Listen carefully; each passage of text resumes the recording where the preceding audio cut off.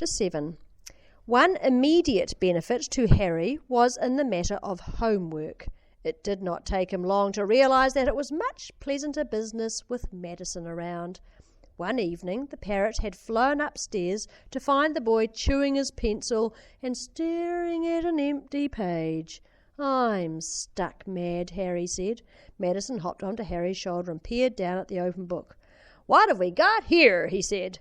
"English." "English!" cried Madison in ringing tones. "The flower of languages, the noblest speech of all, the mother tongue that Shakespeare spake." "Spake?" "Spake. What do we got to do?" "It's parts of speech," said Harry. "You've got to say which words are noun and all that in those sentences. Like this one. John fell off the wall and broke his left leg." "Tough on John," Madison said, "but not difficult to answer. Here's what you've got. Proper noun, verb, preposition, definite article, noun, conjunction, verb, pronoun, adjective, noun. Get it?" "No," said Harry. By the time that Madison had explained it and dictated it with all the words correctly spelled, Harry had learned quite a lot. You've got all these right, Harry," his teacher said in a puzzled voice the next day. "Did your dad help you?" "No," said Harry. "A little bird told me." That the little bird's command of language must be kept secret, the family all agreed. It was easy for Harry and his mother, whose conversations with the parrot took place outdoors, but more difficult for Mr. Holdsworth, who often came very close to speaking to his fellow gardener. Indeed, once he leaned on the spade and said, "How's it going, old chap?" But Madison made no reply. On the other hand, they all thought that a completely silent parrot might seem odd to anyone visiting the house. "Just say hello," suggested Harry's father. "People expect that."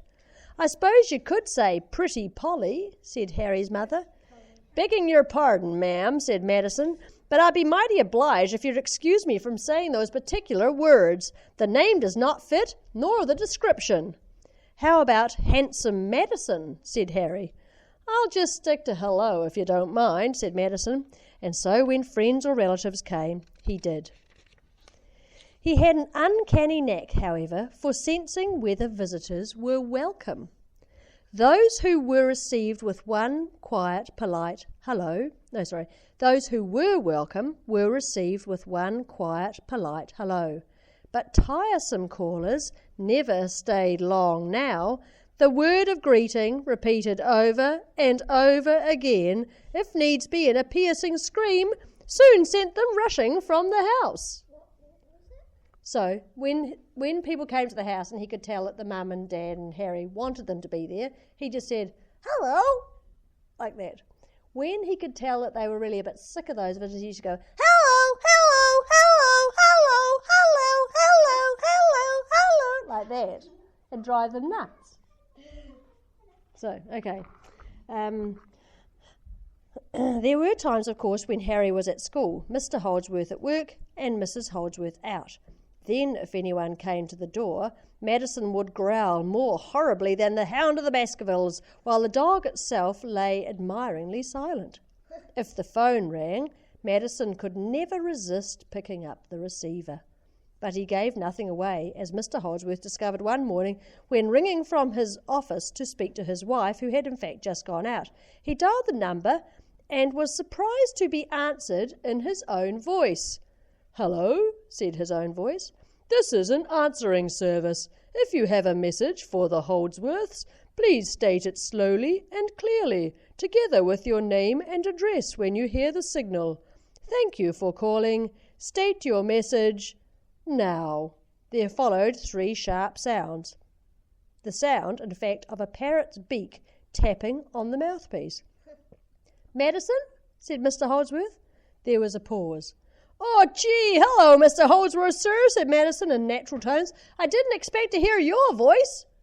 "I didn't expect to hear my voice either," said Harry's father. "Have you done this often?" "Couple of times when Mrs. Holdsworth's been out, like she is now, buying stuff for tonight's tea." "And you give her the message when she comes in?" "Sure. What's yours, Mr. Holdsworth?"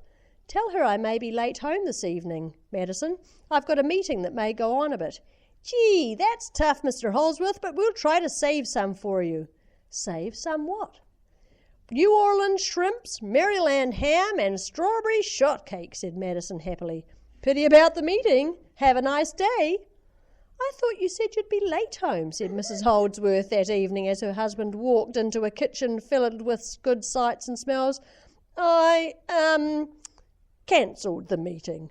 Good job you did. Between us, Madison and I have cooked up rather a special meal. I know, said Mr. Holdsworth. How do you know, Dad? Asked Harry. A little bird told me.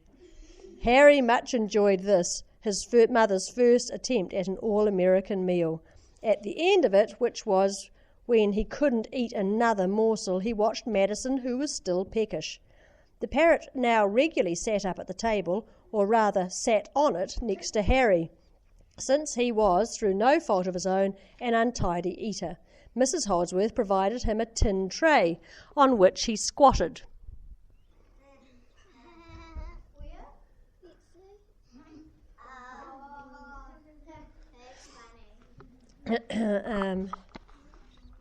Bits of dropped food could then be collected later and put in the dog's bowl. To eat, he used a dessert spoon, which Harry loaded for him.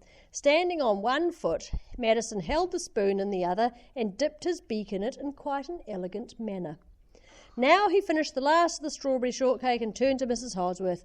"That was terrific," he said. "It certainly was," said Harry's father. "Where did you get all these recipes from?" he asked his wife. "A little bird told me." Harry sat thinking. Before Madison's arrival he had got a book on parrots from the library, and one paragraph had worried him. It said, "Parrots," it said, "have strange likes and dislikes.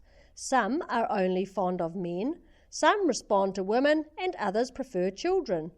Isn't it nice," he thought now. "He gets on so well with Mum and Dad." "Isn't it nice," he said to Madison at bedtime. "You get on so well with Mum and Dad." Madison settled himself on the perch in the parrot cage. "Blood is thicker than water," he said. "Sorry?" "You got to remember I'm a Holdsworth," said Madison with pride. "If not actually by birth, then by adoption. And birds of a feather flock together. Okay, George was a naturalized American, but there's a whole lot about your daddy that reminds me of him. Even if he isn't quite as good at got old George's command of the language. And as for your mommy, gee, well, George could cook a bit, but I guess she's the greatest. That strawberry shortcake, you sure got the nicest folks, Harry boy." Harry made no reply to this speech, and it was a mark of the closeness with which their friendship had already reached that Madison read his thoughts immediately and correctly. "But," said the parrot firmly, "you and me, Harry, we're buddies." "Gosh, Mad," said Harry, "I don't know what I'd do without you."